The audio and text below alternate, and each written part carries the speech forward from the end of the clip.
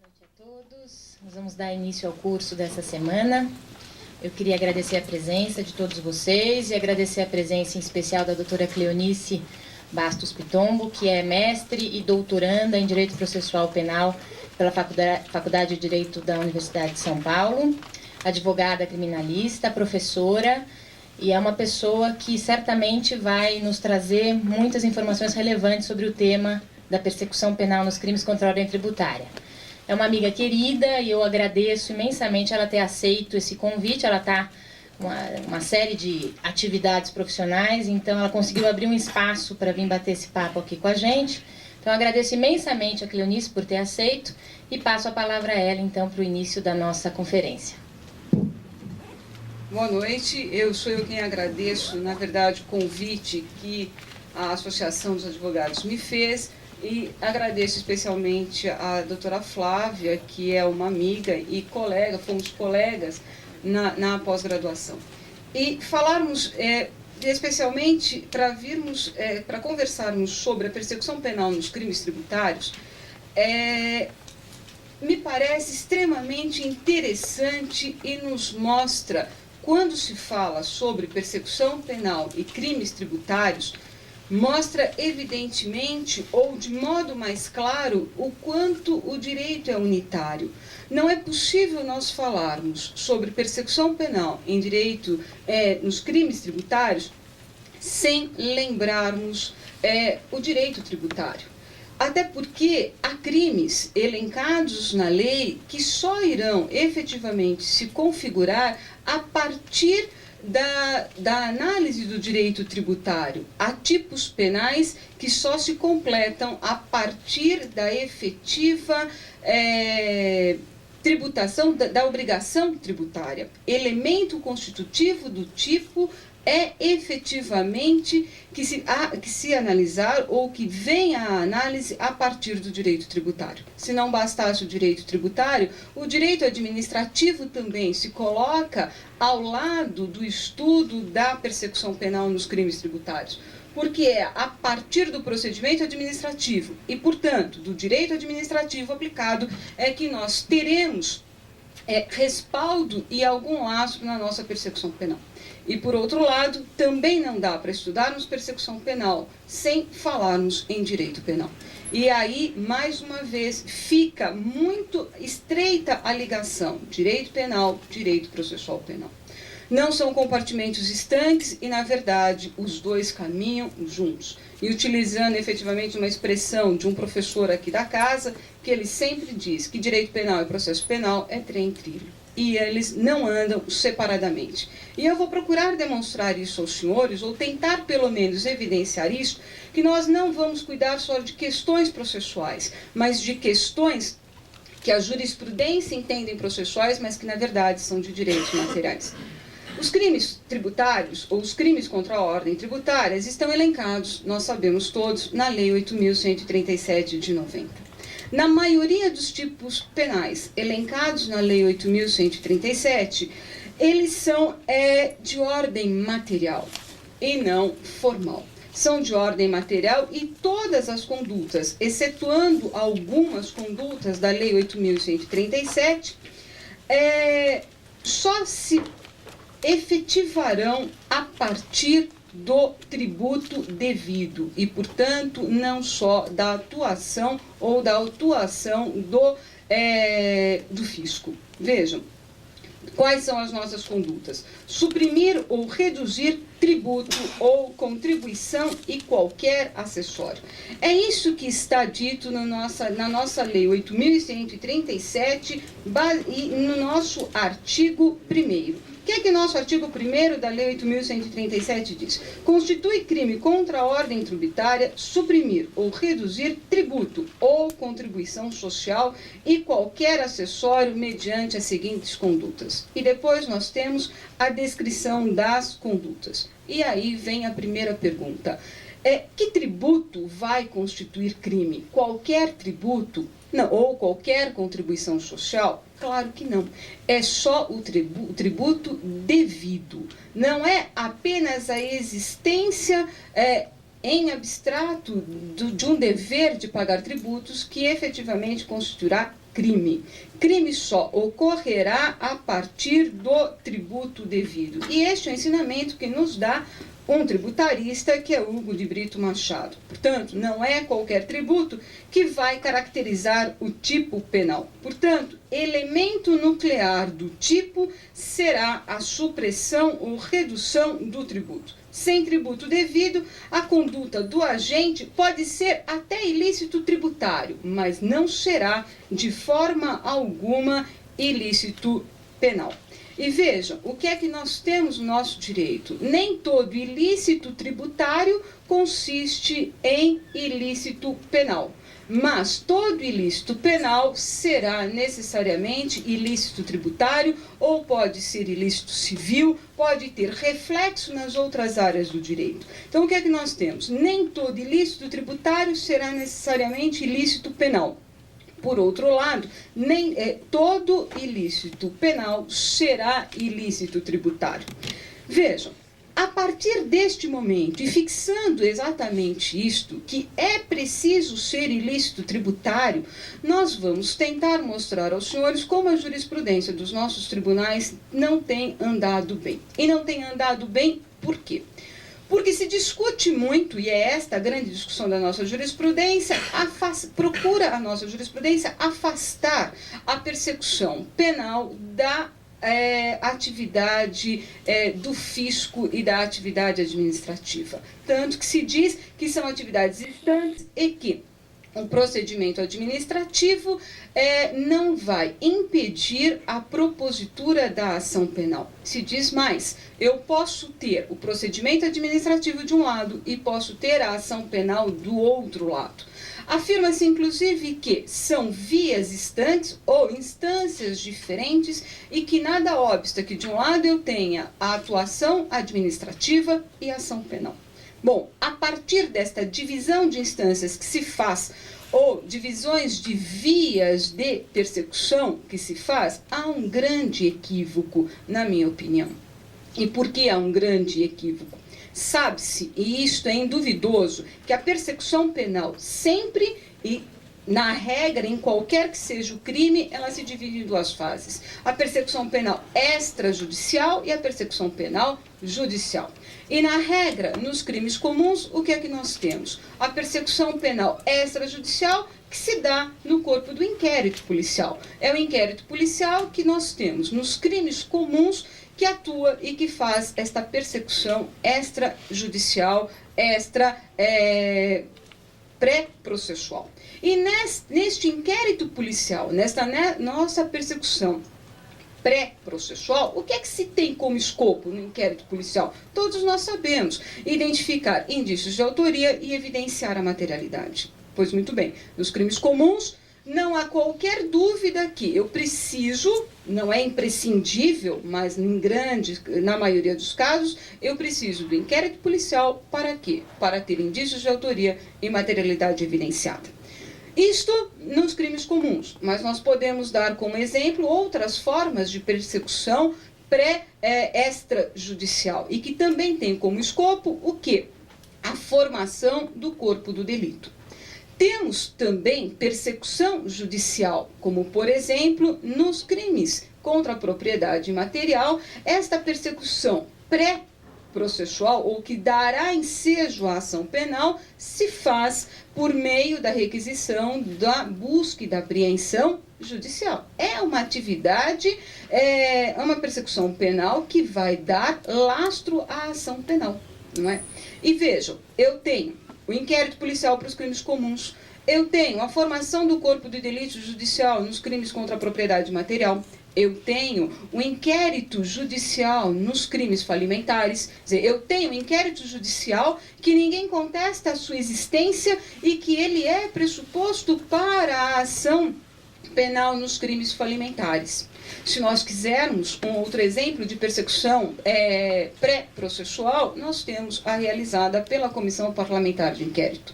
A Comissão Parlamentar de Inquérito também, de modo eventual, tem como escopo apurar, pode evidenciar indícios de autoria e a materialidade do crime, ainda que ela não tenha como escopo principal a o escopo penal, mas ela pode dar ensejo, a partir de uma comissão parlamentar de inquérito, dar ensejo ao quê? A uma ação penal. E os autos são encaminhados para o Ministério Público. Bom, nos crimes tributários, o que é que nós temos como persecução pré-processual?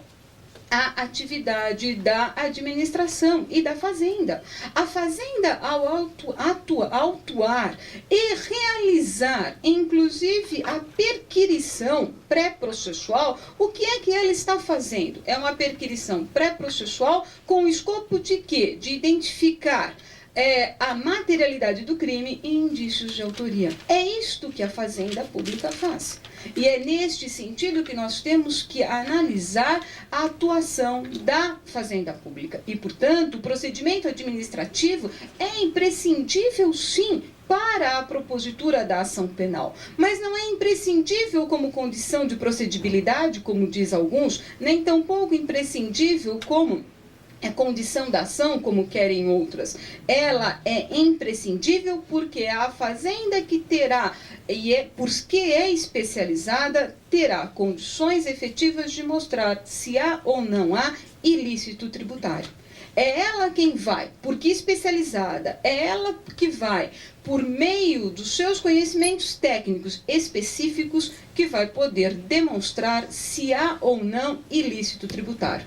E se nós afirmamos que no caput, lá no nosso artigo 1º, constitui crime não pagar os primeiros tributo devido, se ele é devido ou indevido, nós só saberemos se ele é devido ou indevido a partir do quê? Da conclusão do procedimento administrativo. O procedimento administrativo, portanto, deve ser, na minha opinião, visto como uma forma de persecução penal extrajudicial, que tem como escopo apurar indícios de autoria e também apurar a materialidade do crime. E vejam mais, o que é que nós temos efetivamente em crimes tributários? Condutas descritas na Lei 8.137 e mais. Um dispositivo expresso que determina que a autoridade tributária encaminha uma representação fiscal com fins penais para o Ministério Público. Pois muito bem, o que é esta representação? Qual é o seu escopo, qual o seu conteúdo e o que deve conter esta representação? Parece-nos que afirmar que a expressão representação fiscal ela é inadequada. É inadequada, ou pelo menos não é tecnicamente pontual, na medida em que pode levar a equívocos.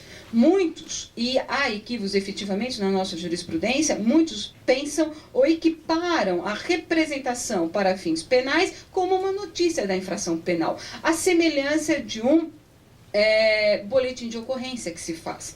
Veja, representação para fins penais não é e não pode ser tido como notícia da infração penal. Notícia da infração penal que dará ensejo ao inquérito policial.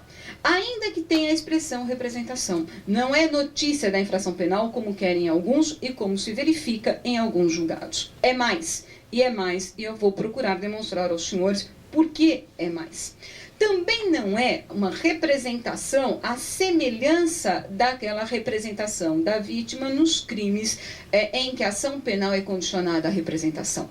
O que é aquela representação nos crimes em que a ação penal é condicionada? É uma manifestação expressa de vontade de querer ver intentada uma ação penal. É esta aquela representação do ofendido. Aqui não se trata de uma expressa manifestação de vontade de querer ver instaurada a ação penal. É mais porque a autoridade administrativa está dizendo que há um ilícito tributário e deste ilícito tributário compete ao quem? Ao Ministério Público, ao titular da ação penal, verificar também se é ilícito penal. E se o for, deve intentar ação penal em face da obrigatoriedade da ação penal. Então vejam, representação não é.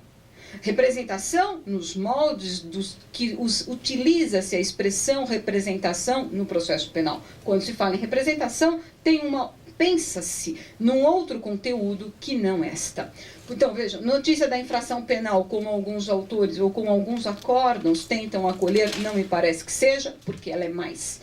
Representação, a semelhança da representação da vítima nas ações penais condicionadas, também não é, porque tem escopos diferentes. Até porque a representação há a possibilidade, diante do oferecimento da denúncia, ter a sua retratação. Aqui não se trata disso. Trata-se, na verdade, de um poder-dever da administração pública de informar ao titular da ação penal para propor ou não propor a ação penal, verificando, é claro, dentro da sua liberdade, se a conduta efetivamente é típica. E vejam, a partir do ilícito tributário, eu passo a ter o quê? O tipo penal. Então, nós temos efetivamente a figura típica criada ou que tem a sua caracterização formada a partir do término deste nosso procedimento administrativo.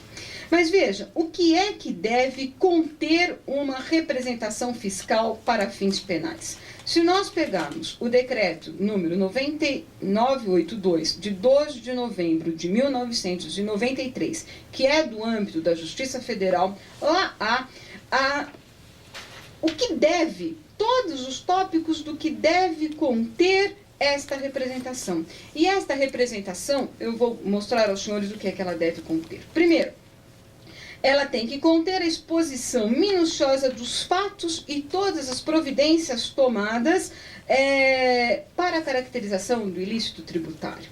Mais, anexar as cópias das peças e termos que materializam a conduta. Elemento caracterizador do tipo: o tributo, a atuação, o tributo devido, o tributo não pago ou não declarado. Qualquer uma das condutas que estão descritas na nossa Lei 8.137. Bom, então nós temos elemento caracterizador do ilícito penal. Qualificação completa das pessoas físicas responsáveis ou sob suspeita do envolvimento do delito. E esta qualificação não é sem razão que nós vamos ver o reflexo que ela tem no oferecimento da denúncia. Esta representação deve vir e deve conter o que? A qualificação completa das pessoas responsáveis pela prática daquele ilícito tributário. E mais, o envolvimento delas com o delito. Vem aqui o quê? Uma representação, entre aspas, qualificada, uma notícia da infração qualificada, porque aponta de modo evidente o quê? Indícios de autoria. E exclui, em consequência, quem não é o possível autor, ainda que figure no contrato social da empresa. Então, vejam, há que se ter a qualificação completa e mais, o envolvimento de cada pessoa, de cada uma delas, no cometimento daquele delito. Deve haver mais. Há que se ter a qualificação das pessoas que possam ser arroladas como testemunhas. Então, veja, o que é que eu tenho? Tipo penal, qualificação das pessoas possíveis de serem os autores da prática da infração penal, testemunhas, e, portanto, eu estou aqui dando prova documental e prova testemunhal que pode o Ministério Público ouvir sob o contraditório.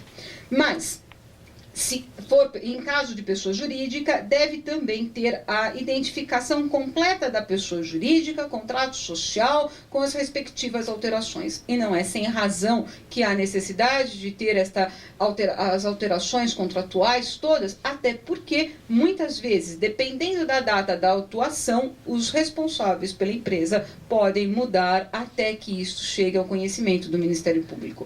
E nós sabemos que no direito penal, o simples fato de estar numa empresa ou o simples fato de configurar um contrato social não lhe dá a possibilidade de ser imputada a prática de um crime. Deve haver, e olha uma coisa importante, deve haver a relação dos bens móveis e imóveis pertencentes às pessoas físicas e também de modo a tornar viável eventual sequestro, hipoteca legal, arresto ou qualquer medida cautelar fiscal. Veja o que essa representação contém, dita representação ou chamada representação. Ela dá, inclusive, elementos O Ministério Público, se for o caso e se entender o caso, solicitar arresto, sequestro, hipoteca legal, todas medidas cautelares reais a possibilitar eventual reparação do dano, se e quando for cabível. Vejam, isso nós não temos numa mera notícia da infração penal que se instaura inquérito policial. Vejam quanto mais de conteúdo ela possui e como ela é e penso eu, efetivamente deve ser considerada como fase da persecução preliminar pré-processual a dar base à nossa ação penal.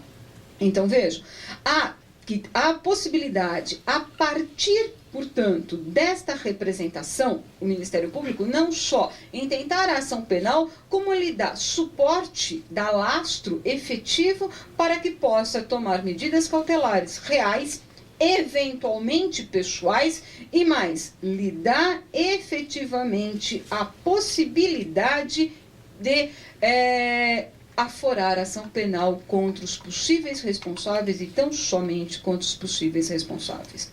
A nossa jurisprudência, infelizmente, não tem encarado desta forma.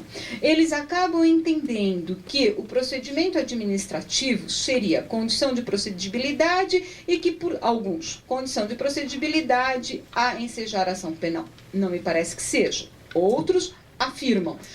São vias absolutamente estanques e eu posso apurar a via administrativa de um lado, a ação penal do outro, porque o Ministério Público não está subordinado à administração. De fato, o Ministério Público não está subordinado à administração, mas os senhores conseguem imaginar nos crimes comuns a possibilidade do Ministério Público aforar uma ação penal contra alguém enquanto se faz o exame de corpo de delito, sustentando que ele não tem vinculação à atividade da polícia judiciária? Ninguém imagina isto nos crimes comuns. Se ninguém imagina isso nos crimes comuns, a suposta independência de instâncias, também entre aspas, porque é inapropriado a expressão instâncias, quer dizer, esta chamada independência, por que nos crimes comuns também não se alude a esta possível independência das instâncias? Ninguém imagina a possibilidade nos crimes comuns do Ministério Público ir lá aforar a ação penal enquanto faz a formação do corpo de delito. Pois muito bem. Ainda quem sustente esta divisão das instâncias, ainda quem sustente, na minha opinião, inapropriadamente esta divisão, não sei como eles vão resolver um outro problema. Afirma-se que são vias estanques, administrativa e judicial. Só que, recentemente veio a Lei 10.149 de 2000, e é recente, esta Lei 10.149 de 2000, deu uma nova redação à Lei 8.884 de 94. O que essas duas leis têm a ver com o nosso tema? Então, a Lei 10.149 de 2000 deu nova redação à Lei 8.884 de 94, modificando dois dispositivos penais. Esta Lei 8.884 é que dispõe sobre a prevenção e repressão das infrações penais contra a ordem econômica, mas que tramitam perante o CAD, instância administrativa. Quer dizer, as infrações penais contra a ordem econômica que devem ser perquiridas e averiguadas por meio do CAD, estão reguladas nesta lei. E vejam só a modificação, o que é que se criou. Se criou a possibilidade de um contrato de leniência. O que é este contrato de leniência? E qual é o efeito que este contrato de leniência surte nas nossas infrações penais tributárias? Contrato de leniência, o que ele é? A possibilidade de um abrandamento nas penalidades impostas ao possível infrator, desde que ele tenha contribuído de modo eficaz para a apuração de autoria ou de coautoria e participação do crime. Uma delação, digamos assim, entre aspas, premiada. O que se fez? Vejam, esta lei inseriu, e eu até vou ler para os senhores, o artigo 35B, com técnica absolutamente legislativa inapropriada, porque agora virou moda colocar letra em artigo, então agora tem o 35B e o 35C. Então vamos lá, o que diz o 35B? Não basta que eu veja. O 35B diz que a União a União, por meio da Secretaria de Defesa Econômica, poderá celebrar acordo de leniência com a extinção da ação punitiva da administração pública ou a redução de 1 a 2/3 da penalidade aplicada, nos termos deste artigo, com as pessoas físicas e jurídicas que forem autoras da infração penal à ordem econômica, desde que, claro, desde que colaborem de modo efetivo com as investigações e o processo administrativo, e que desta colaboração resulte. Então, tem que colaborar, mas não basta uma colaboração, tem que ser uma colaboração eficaz. Eficaz em que sentido? Na identificação dos demais coautores da infração e a obtenção de informações, notícias do fato sob investigação. Até aí, bom, mas o que é que isso tem a ver com a nossa persecução penal dos crimes tributários? Tem, porque na letra C do artigo 35 diz o seguinte: nos crimes contra a ordem econômica tipificados na Lei 8.137, a celebração do acordo de leniência nos termos desta lei determina, vejam só, suspensão do prazo prescricional dos tipos penais. Quer dizer, nós temos aqui uma interferência direta da administração no direito penal, criando uma possibilidade concreta e legal, na medida em que está na lei, de suspensão de prazo prescricional. Se não bastasse a suspensão do prazo prescricional, também, desde que ele cumpra o acordo, haverá a extinção automática da punibilidade nos crimes a que se refere este artigo. Mas há mais. O que é que há? A possibilidade de, a partir do momento do acordo de leniência, impede-se, veta-se, não permite o oferecimento da denúncia.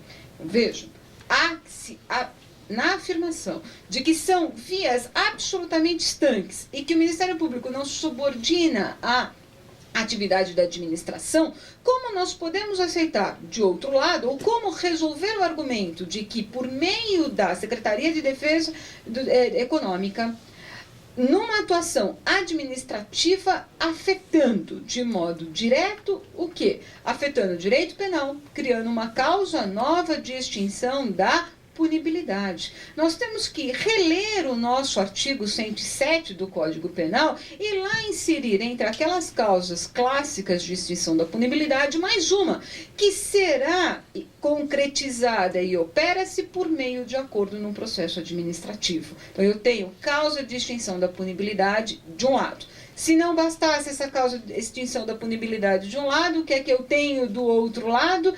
Causa absurda, na verdade, por meio de um acordo feito com a administração, de impedir a propositura da ação penal.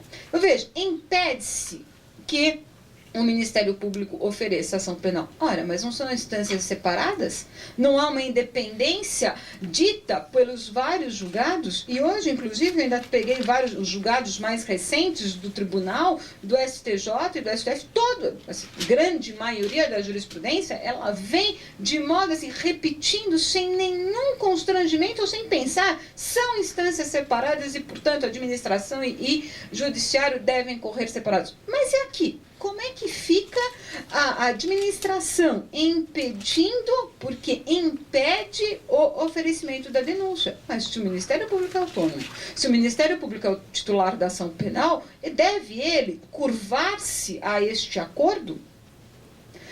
Legalmente, sim. Mas como fica esta jurisprudência que afirma esta divisão das instâncias? Por isso, me parece, por mais este motivo, inapropriado se dizer nesta separação de instâncias, e por mais isto é que me parece que efetivamente o procedimento administrativo nos crimes tributários deve ser visto, deve ser encarado, deve ter o escopo efetivamente de uma persecução penal extrajudicial, a semelhança do que nós temos no nosso inquérito policial, mas aqui nos crimes tributários com a sua especificidade, e é a Fazenda Pública que terá a possibilidade efetivamente de dar ao tipo penal a sua efetiva complementação.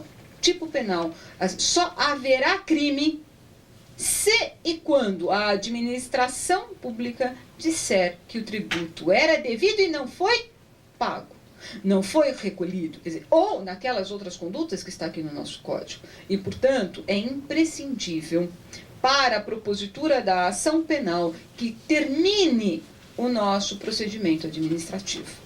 Se dirá, bom, mas se nós aguardarmos o procedimento administrativo, de modo eventual poderá ocorrer prescrições, porque as penas, afinal de contas, não são tão altas. O problema é do legislador que não tem política criminal.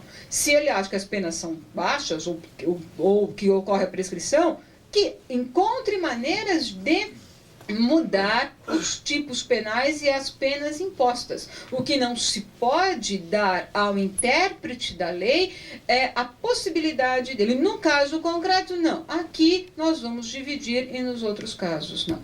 Então, vejam, não nos parece que com o devido respeito que tem por todos os doutrinadores que tentam encarar como causas processuais o procedimento administrativo obstando a ação penal, não nos parece que seja só uma questão processual. É mais, é uma questão elementar do tipo penal, e só há tipo penal se tiver o procedimento administrativo. Bom, não é um entendimento majoritário, eu sei disso, é um entendimento que tem grandes, na jurisprudência, principalmente os nossos tribunais, andam em outra mão, só que se fosse para nós simplesmente nos filiarmos a determinadas correntes do tribunal, embora mais cômodo, embora alguns profissionais do direito gostem bastante de se filiar a correntes jurisprudenciais, porque afinal de contas dá menos trabalho, e se o tribunal já decidiu, fica mais fácil trabalhar, não nos parece que seja efetivamente esta a nossa atividade, especialmente como advogados. Bom, este é o primeiro aspecto que eu gostaria de tratar com os senhores, sob este novo enfoque, sem levarmos em consideração que os senhores já devem ter lido várias coisas, há muita coisa publicada sobre condição de procedibilidade, condições da ação, carência de ação, supressão, mas nos parece que esta nova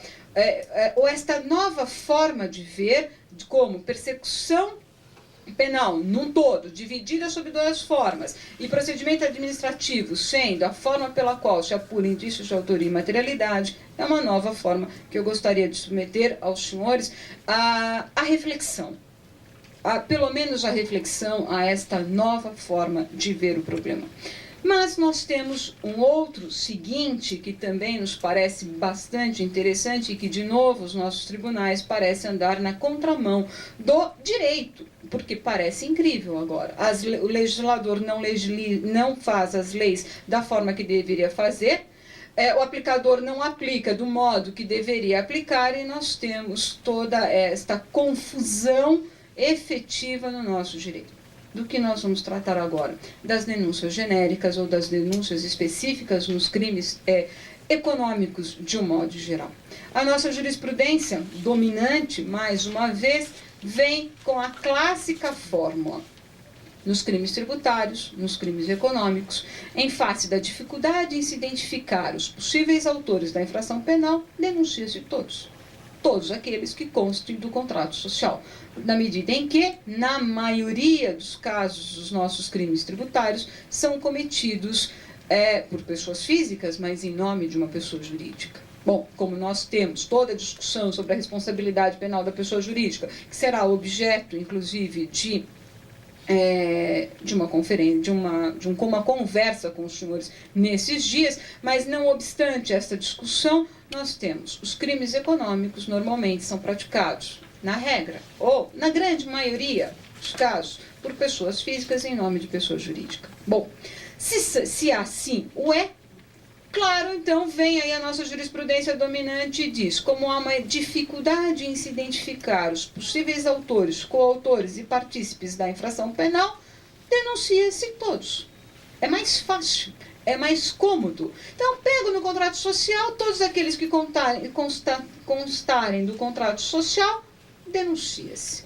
E ora, se ele não tem nenhuma responsabilidade efetiva, ele que se defenda. Afinal de contas, qual é o problema em responder a um processo penal? Nenhum. Denuncia-se todos. Quem não deve, né? Não teme, denuncia todos, vem aqui, prova que não é, e não há problema algum. Esquecem de modo... eu não consigo imaginar como pode haver jurisprudência nesse sentido, deslembrando-se ou simplesmente ignorando alguns institutos muito clássicos, não só do direito processual penal, como do direito material.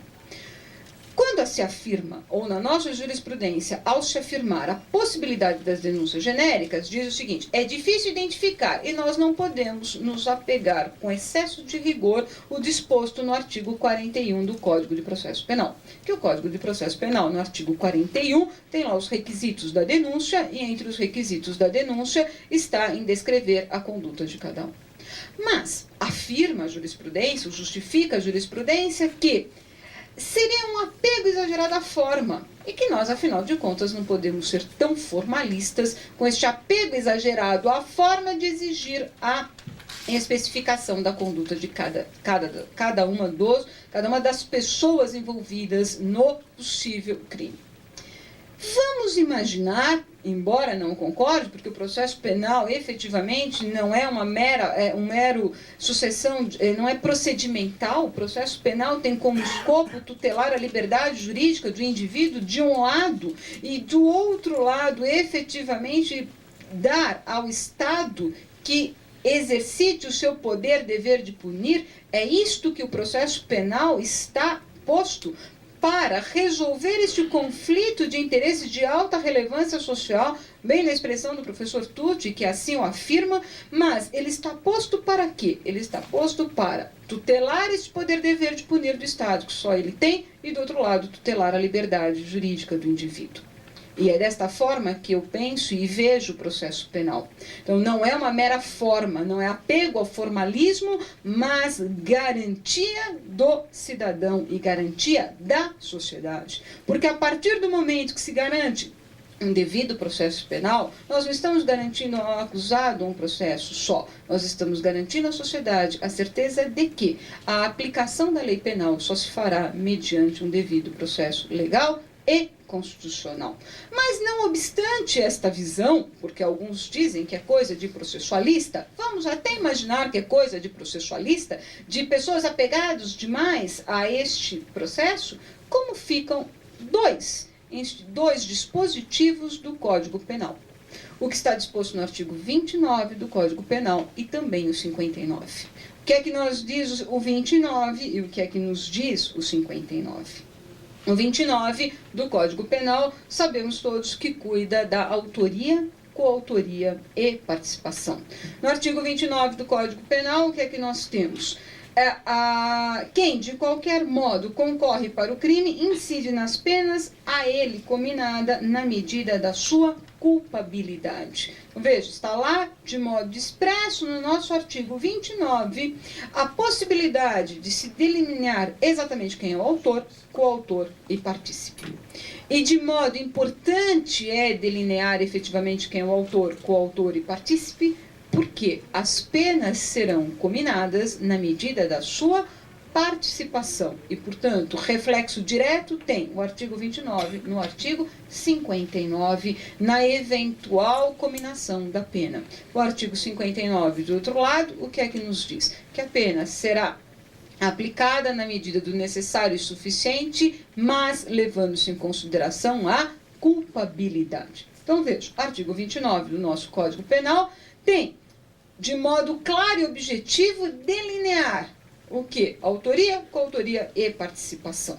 E mais, nós sabemos também que para a ocorrência do concurso de pessoas, não basta que as pessoas estejam juntas para que haja o concurso de pessoas. O concurso de pessoas é necessário e é imprescindível, seja doutrina e jurisprudência afirmam isso de modo inegável, é necessário a pluralidade de condutas, a relevância causal de cada uma das ações, condutas no plural, a relevância casual de cada uma das ações e o liame subjetivo entre os agentes. Identidade de fato. São todos requisitos imprescindíveis para a caracterização do concurso de pessoas. E ninguém duvida disto, e ninguém afasta a exigência desses requisitos legais quando se cuida dos crimes como dos outros crimes.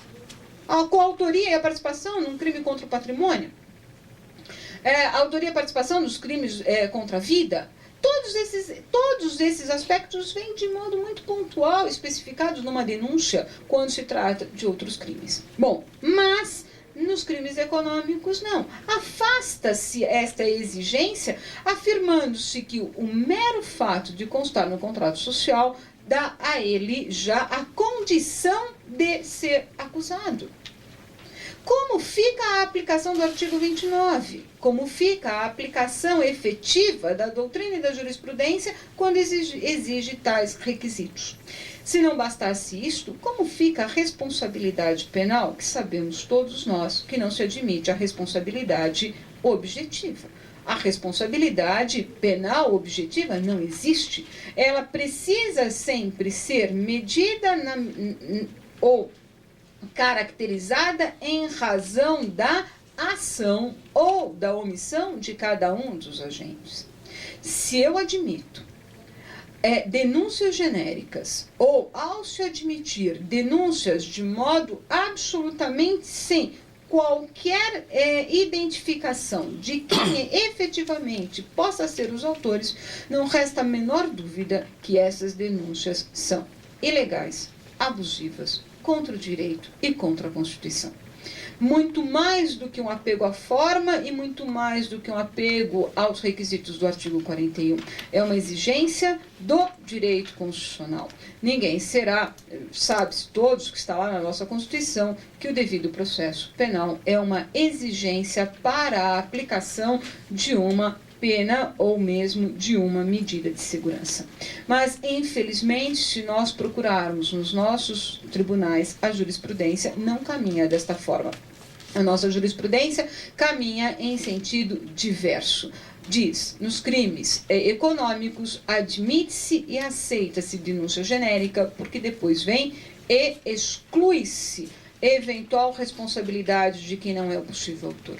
Mas aí, se não bastasse o 29, se não bastasse o 59, também. Então, olha, veja, 41 do Código de Processo Penal, mero formalismo. Código Penal também. Afinal de contas, o que é o Código Penal? Mas como é que fica a presunção ou desconsideração prévia de culpabilidade ou a chamada presunção de inocência? Como fica a desconsideração prévia de culpabilidade? E mais, o ônus da prova no processo penal. A quem compete o ônus da prova no processo penal? É claro e é evidente que o ônus da prova não é exclusivo da acusação. Pode a defesa, e em algumas hipóteses tem a defesa, que provar. Por exemplo, quando se trata de um álibi. Ninguém imagina que, quando se alega um álibi, não tem a defesa o dever de provar aquele álibi. Não daria para imaginarmos que deveria a acusação fazer a prova do álibi dito ou trazido pela defesa. Bom, mas não é este objeto. Vejam, inverte-se com esta denúncia genérica, com esta falta de especificação de cada conduta, inverte-se o ônus da prova no processo penal. E aqui nós temos que a defesa provar a sua inocência, quando, na verdade, neste caso, compete a prova da participação ou da ação, da participação ou da coautoria a quem acusa. Então, vejam, os grandes equívocos, ou os maiores equívocos que há no crime econômico, se tem, me parece, como escopo primeiro, não é problema de não saber processo, direito penal ou Constituição, é a conduta que se está em jogo. Ou a política criminal que imagina a possibilidade de punir os crimes econômicos e que esses crimes econômicos, os chamados crimes de colarinho branco, devem ter uma persecução penal mais dura. Mais dura por vias transversas. Por que então o legislador não tem a coragem efetiva de vir e transformar, por exemplo, não que é uma sugestão, tem que ter persecução mais dura, mais grave, com desprezamento aos princípios constitucionais, eleve a categoria de hediondo, por exemplo. Se ele tem a coragem de fazer isto, melhor do que o que se está fazendo. Porque não se tem esta coragem, porque é absurda, óbvio. Só que aí o que se faz?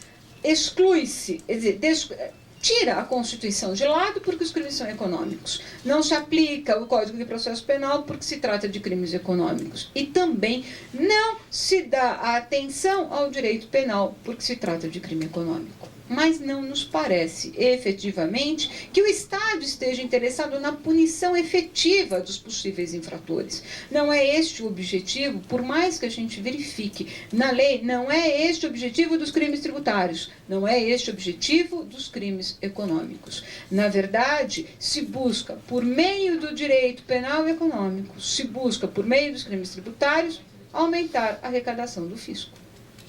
Ora, se o fisco não tem meios e modos de cuidar do seu caixa, não venha pedir ao direito penal e ao processo penal para ajudá-lo. Mas se quer que o processo penal e o direito penal o ajude, não viole a Constituição. Problema de arrecadação é problema do fisco. Como ele vai arrecadar, de que modo ele vai arrecadar, é problema do fisco. Estado e o Estado na sua função de arrecadar tributos. Não se pode pretender utilizar o direito penal, nem tampouco o processo penal, para a punição de tais crimes. E vejam a grande ausência de política criminal que nós temos e que acaba afetando de modo direto os crimes econômicos. Eu tenho condutas que só há a possibilidade do tipo penal se perfazer a partir do encerramento do procedimento administrativo do tributo devido. Uma vinculação estreita do direito penal e do direito administrativo, de um lado. Do outro lado, eu tenho as causas de extinção da punibilidade pelo pagamento do tributo antes do recebimento da denúncia. Ora, se o escopo fosse, efetivamente, punir, se o escopo dos crimes tributários, se numa política criminal fosse a punição efetiva, nós não teríamos as causas de extinção da punibilidade pelo pagamento do tributo antes mesmo antes do recebimento da denúncia, a extinção da punibilidade. Vejam, a ausência de uma política criminal efetiva causa disfunção de todo o sistema. A falta de uma política criminal na elaboração das leis, a falta de uma política criminal do Estado e a falta efetiva de técnica do aplicador da lei penal causa estas disfunções que todos nós vemos e que todos nós assistimos.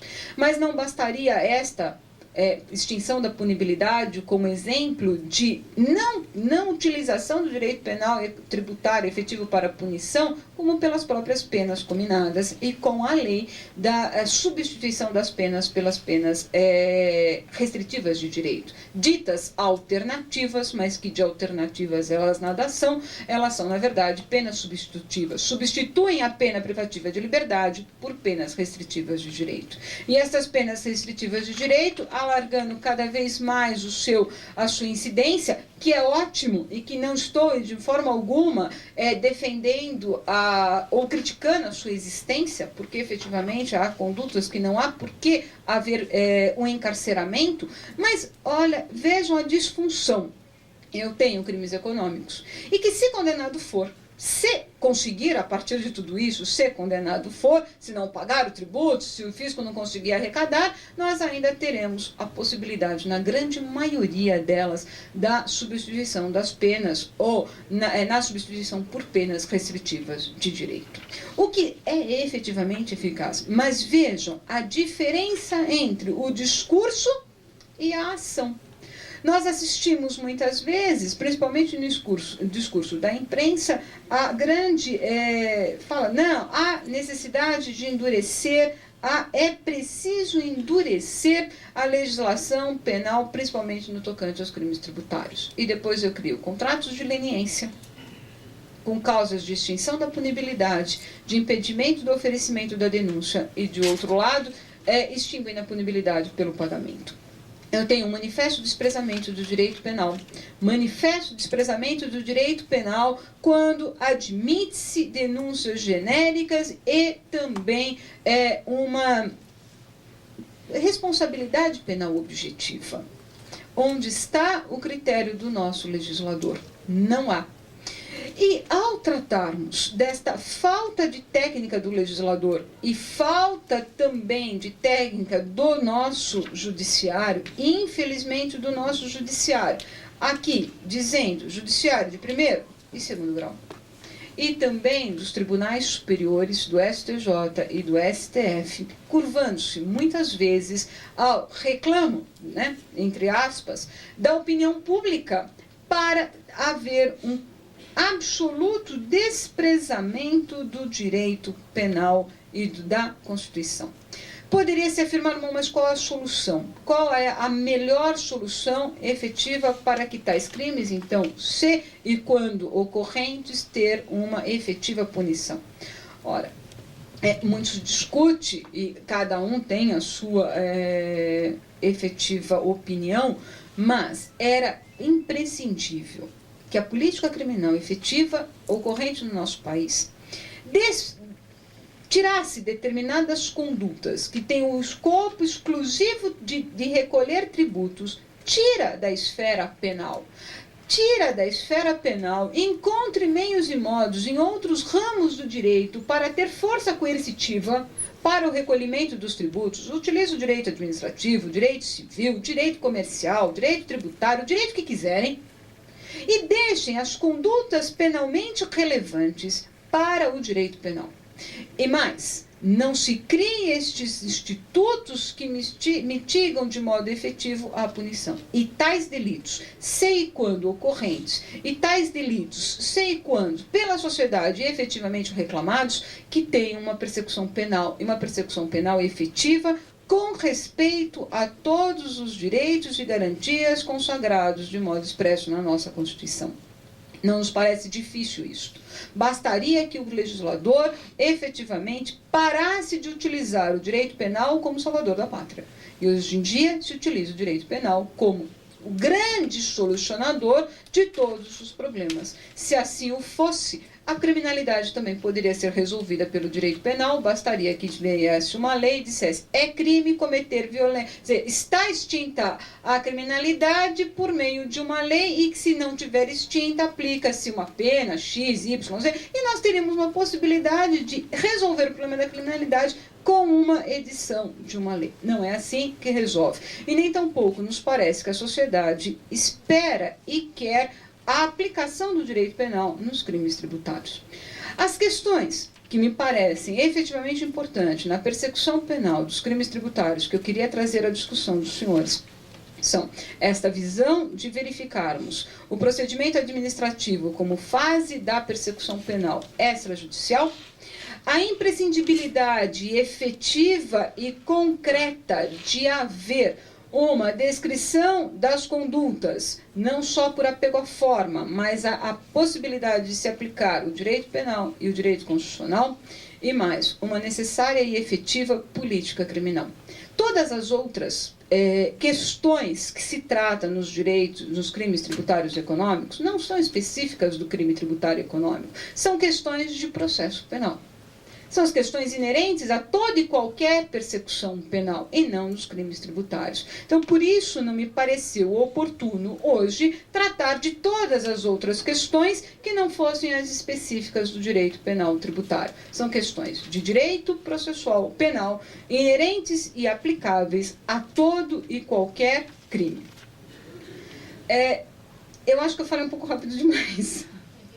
E acho assim, fico aberta, na verdade, a um debate e mais. O que eu queria trazer aos senhores era uma reflexão a respeito do tema, porque a jurisprudência está aí e a jurisprudência caminha em sentido absolutamente contrário daquilo que foi dito, mas eu acho que nós temos que pensar e temos que refletir para tentarmos modificar essa jurisprudência e exigir a correta aplicação da lei penal. E não se pode mais tolerar que o aplicador da lei penal aplique a lei da maneira que ele quer, de acordo com os seus interesses do momento político, econômico e social. Então, eram essas as minhas reflexões que eu gostaria de trazer com os senhores. Muito obrigada.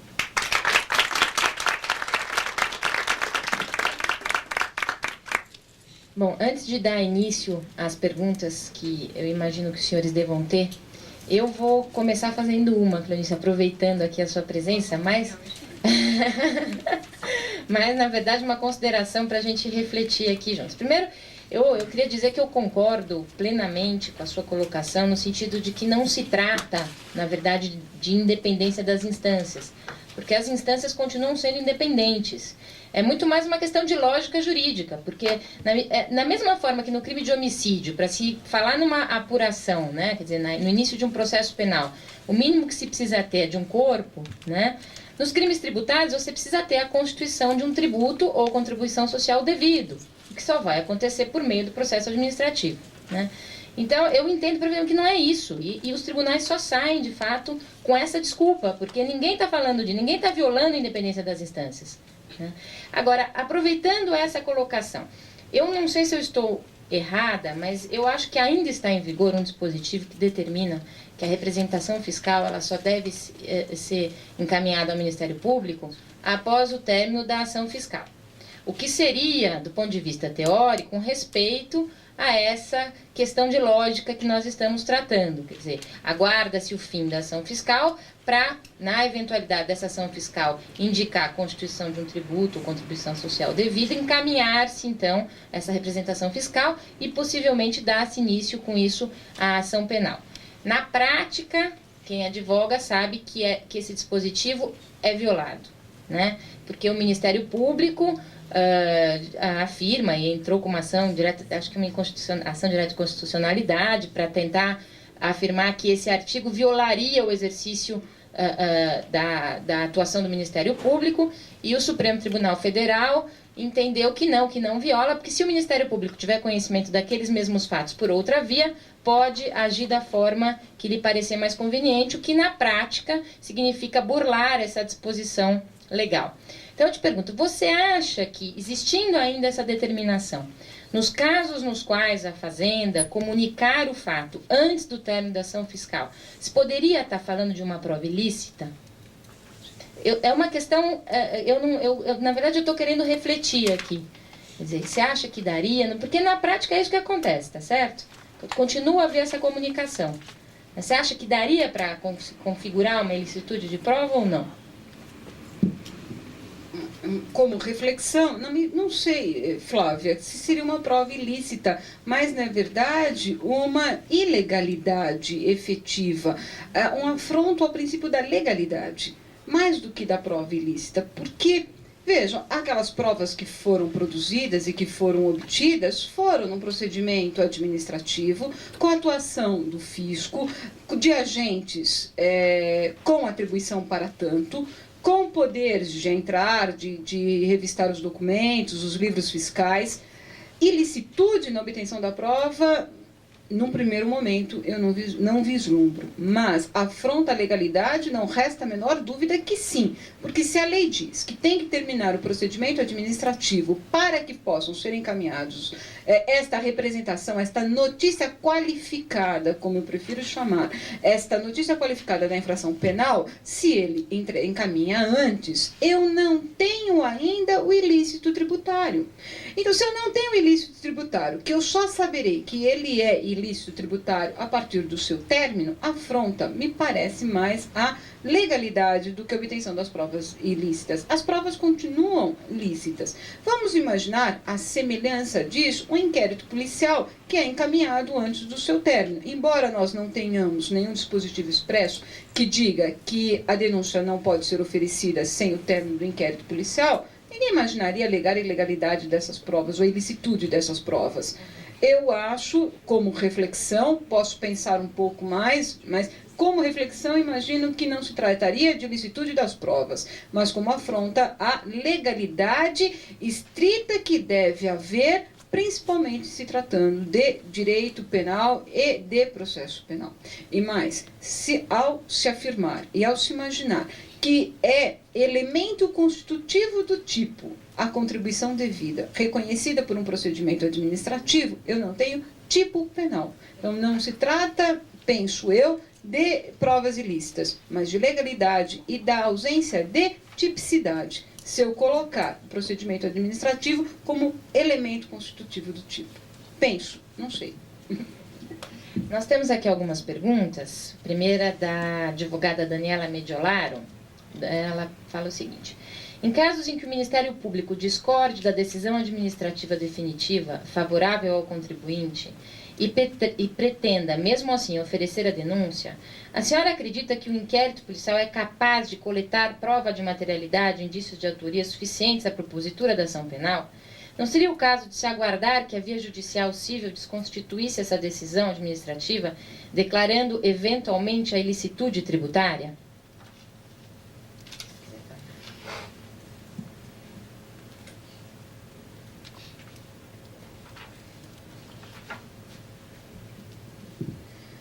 Veja, eu acho que nós temos que refletir bem sobre esse aspecto. Qual é o escopo do inquérito policial, qual é o escopo da via administrativa e qual é também a finalidade da discussão dos tributos na esfera civil.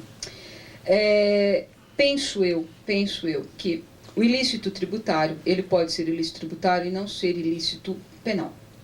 Então, veja, ainda que eu tenha a inexistência de um ilícito administrativo, ou na verdade, eu posso ter um ilícito penal sem ser ilícito administrativo? Nos parece que não. Ele necessariamente é ilícito penal e ilícito administrativo.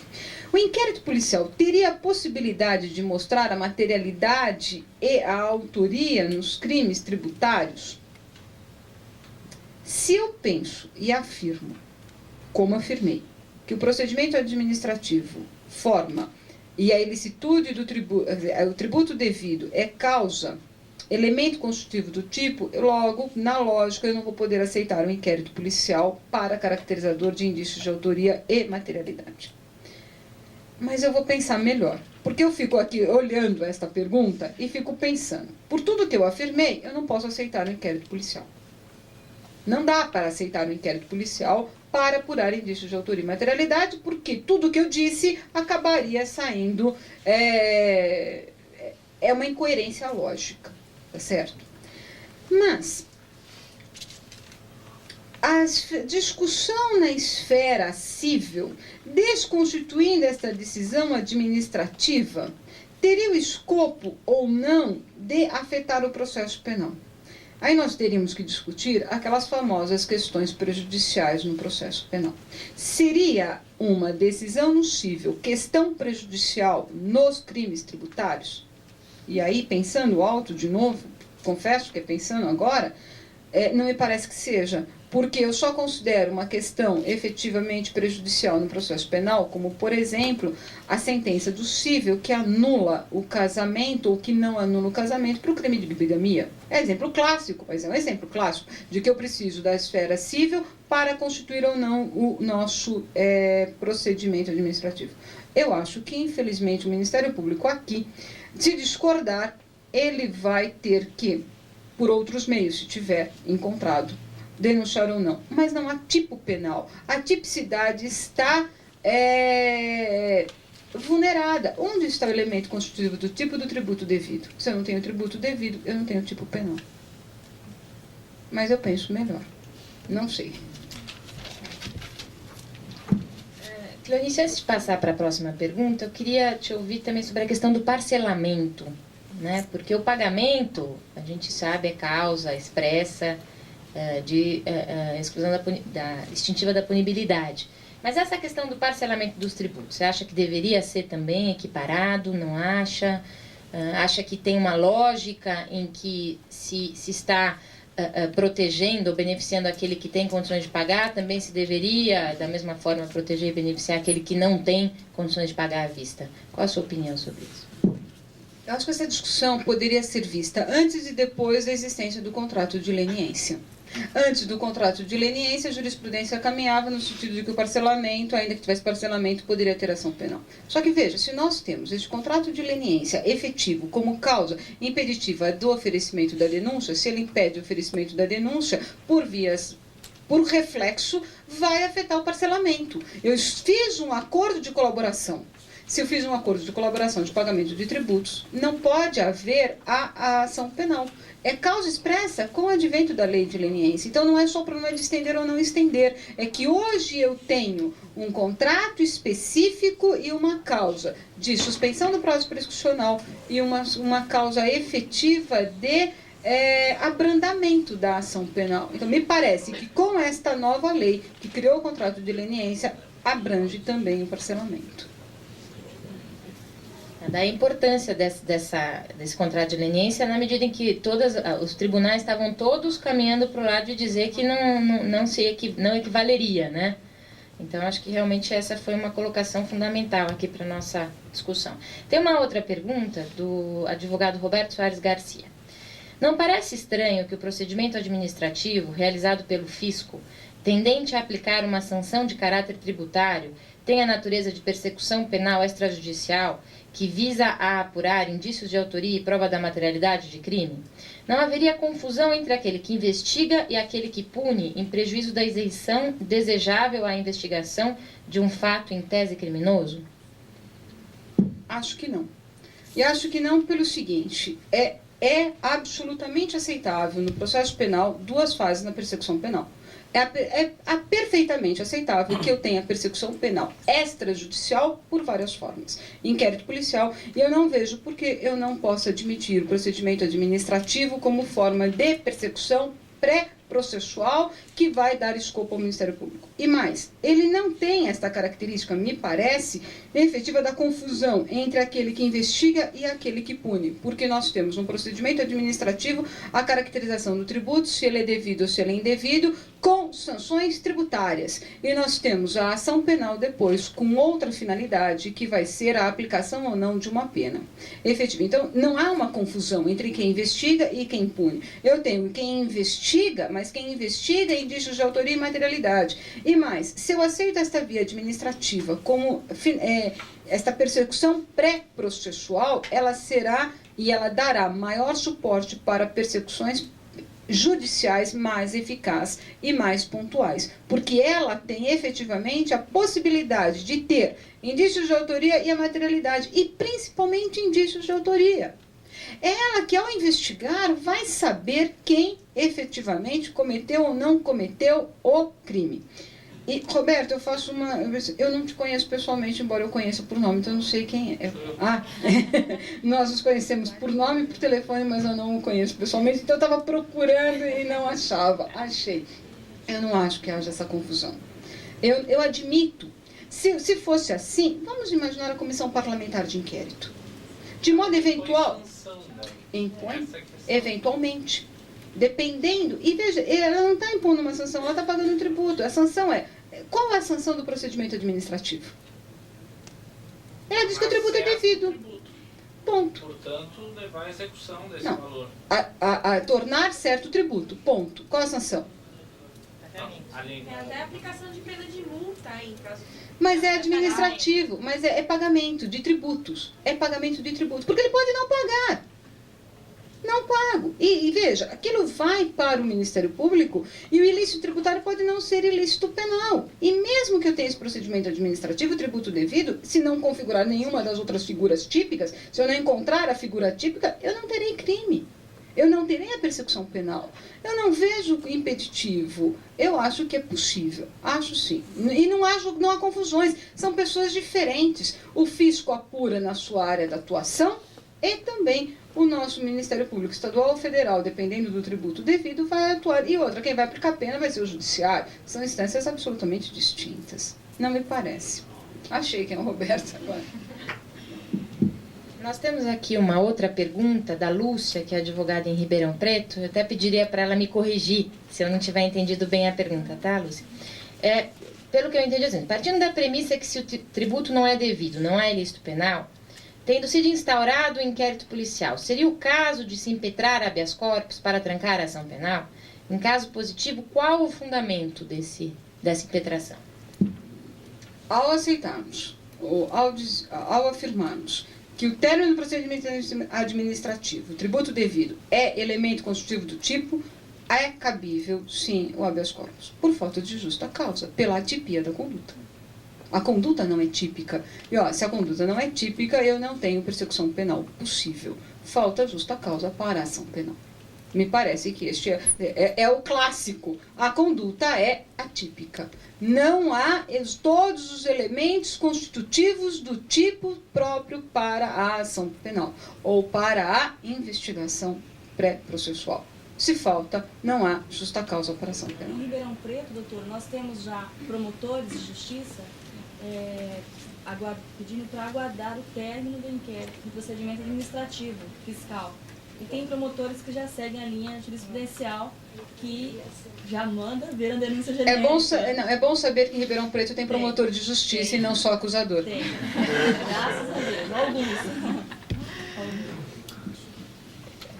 Bom, estou eu aqui fazendo mais uma consideração, Cleonice. Na verdade, enquanto você falava da questão da denúncia genérica, né, e do fato de o legislador, ele não ter coragem de expressar na lei aquilo que ele gostaria e, portanto, fazer por subterfúgios, vamos dizer assim, eu estava pensando assim, essa questão da denúncia genérica e das decisões que estabelecem que em crimes societários não é possível, muitas vezes, essa individualização da conduta, na verdade acaba sendo, para dizer uma expressão popular, um tiro que sai pela culatra, tá certo? Porque o que acontece? Acaba tendo uma série de denúncias formuladas, a grande maioria, ou pelo menos uma boa porcentagem das quais, julgadas improcedentes ao final. Por quê? Propostas contra uma coletividade de pessoas sem o menor respeito ao artigo 29, sem o menor respeito ao artigo 41, o que acaba trazendo é um descrédito à justiça. Porque aí sim se fala que a justiça não é atuante, que as pessoas ficam impunes, especialmente em crimes econômicos. Você acha isso mesmo? Acho, efetivamente, sim. Que, veja, é um descrédito do judiciário. E pior, o judiciário acaba indo para os ombros do judiciário uma responsabilidade que nem sempre é sua. É o judiciário que vai proferir uma sentença absolutória de uma denúncia inepta. Quer dizer, houve oferecimento de uma denúncia inepta, o acusador não bem acusou, ou mal acusou, era inepta e, veja, só continua inepto. O judiciário tem a responsabilidade de ter recebido de modo não fundamentado aquela denúncia, porque se fundamentado tivesse, não teria recebido uma denúncia inepta. Mas como ele não fundamenta, bate o carimbo com afronta à Constituição, o que é que ele faz? Traz para os seus ombros a responsabilidade da não aplicação, né, da lei penal. Então, o judiciário carrega sobre si um ônus que nem sempre é seu. Ele, às vezes, é coautor ou partícipe. Partícipe, talvez, mas não autor em muitos casos. Então, vejam, há um descrédito efetivo. Mas se o nosso legislador, se o nosso acusador lembrasse de uma lição clássica há mais de 50 anos, feita pelo professor Canuto Mendes de Almeida nesta casa, de que a melhor e a maior arma da defesa é a acusação bem feita, bem fundamentada. E se assim ele fizesse uma acusação específica, pontual, ele maior êxito teria na sua persecução penal. E garantiria efetivamente esse contraditório e ampla defesa exigido na persecução penal. Nosso promotor, infelizmente, é um acusador, não um promotor de justiça. Esquece-se dos que, se ele bem acusar, melhor ele terá êxito nas suas acusações, mas parece que às vezes ele não quer.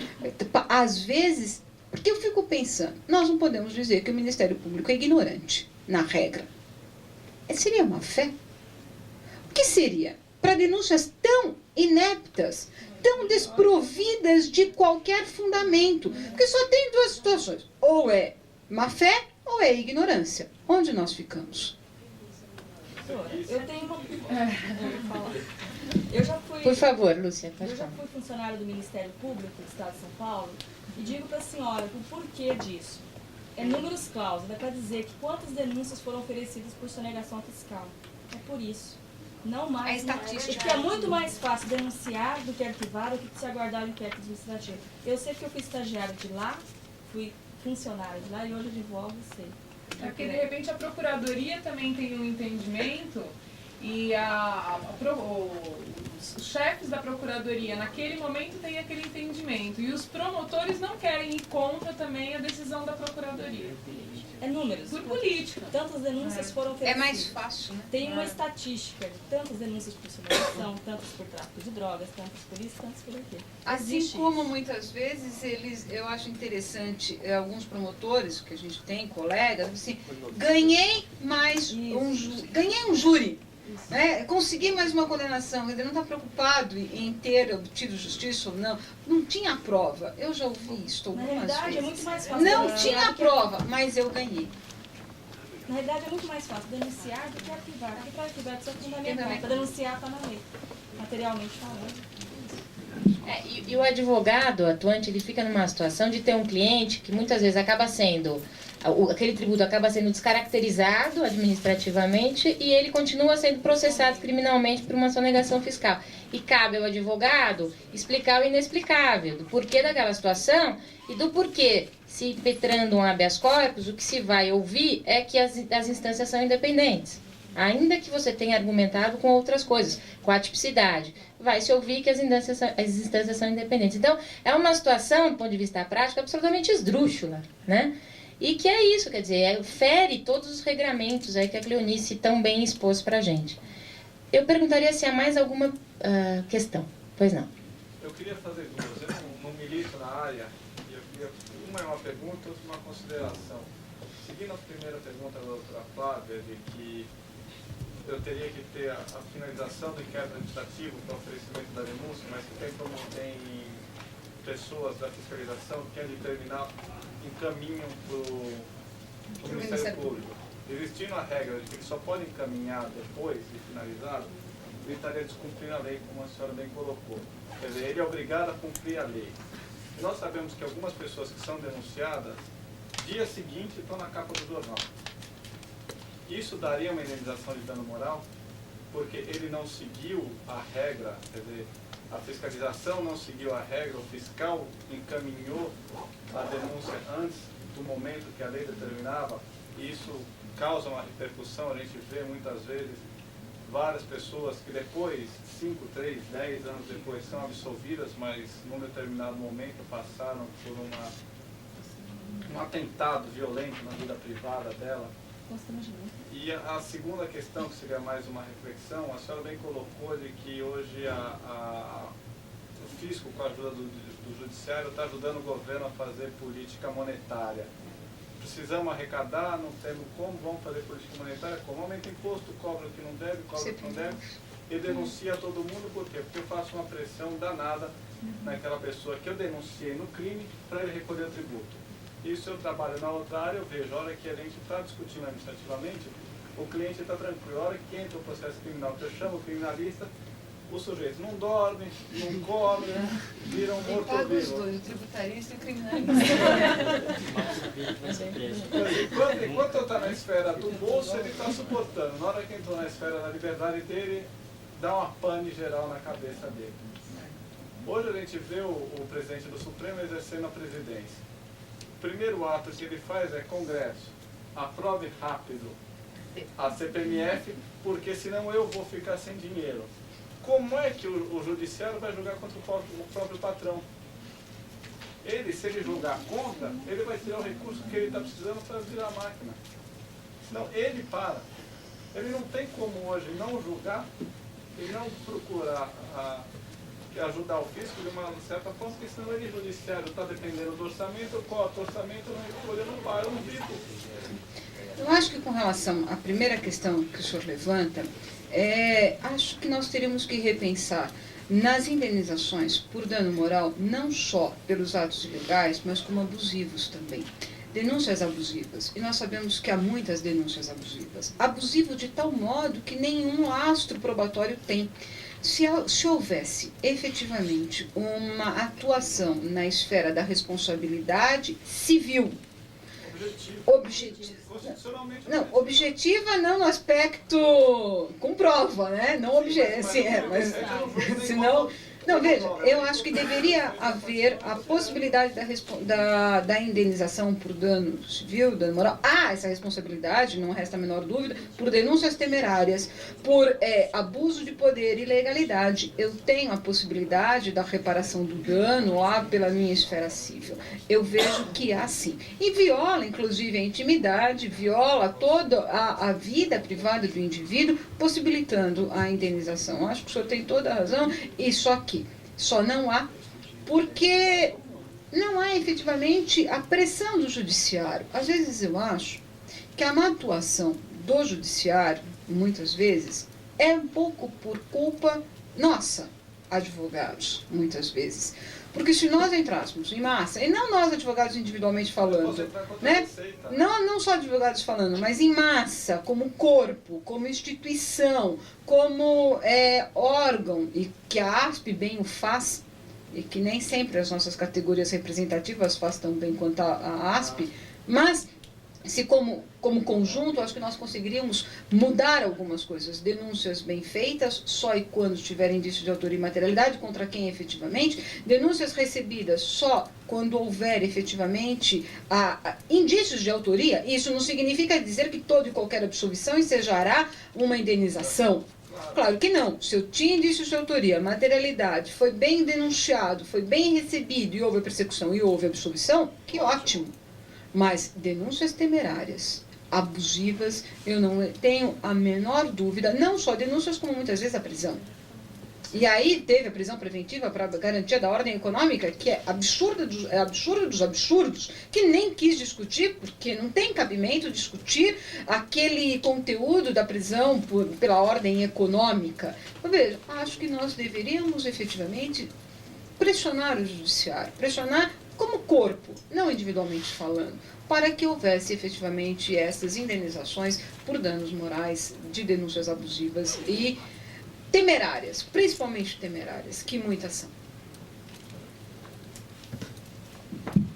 Mais alguma pergunta? Bom, então eu quero agradecer imensamente a Cleonice por ter aceito o convite, por ter esclarecido tantas dúvidas nossas quanto ao assunto. E convidá-los, então, amanhã para a palestra do Dr. Celso Vilardi sobre o processo penal e a lei de lavagem de dinheiro. Boa noite e obrigada.